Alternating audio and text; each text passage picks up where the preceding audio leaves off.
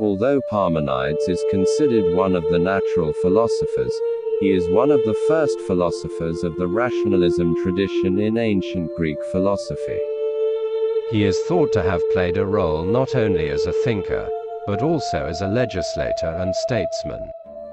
According to Parmenides, nothing changes in the universe. Reality, i.e. being, is one in the absolute sense.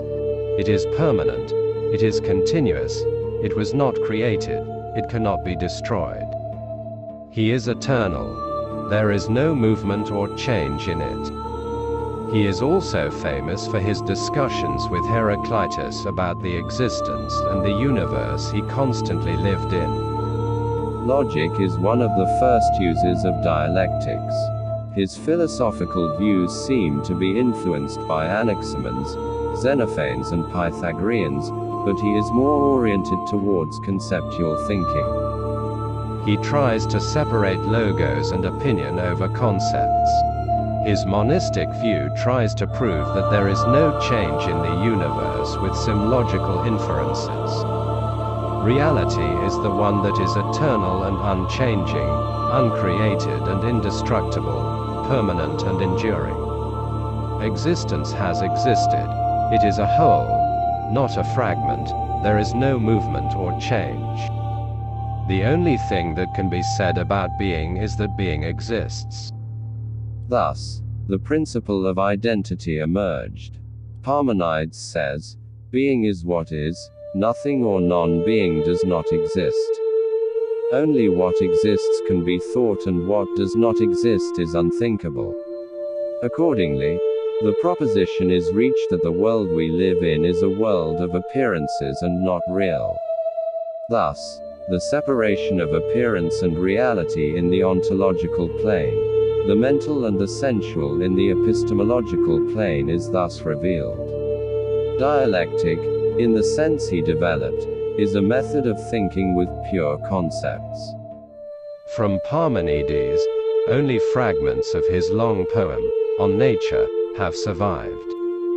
Parmenides wrote this poem at a young age, inspired by the truth of the goddess. In his poem, Parmenides says that he was raised to the level of the goddess and took his verses from her. The theme of ascending into the sky or descending into hell is common in other writers of Parmenides' time. The work is divided into two parts. The world of truth in the first part and the world of illusion in the second part are discussed. The sense world produces illusion. There is something unchanging, unrestricted, and indivisible behind the visible, but this cannot be directly deduced from the perception of the phenomenal world. The everyday perception of the visible physical world produces an illusion. Parmenides calls it doxa, while the reality of the world is based on a being, whose adjectives are listed above.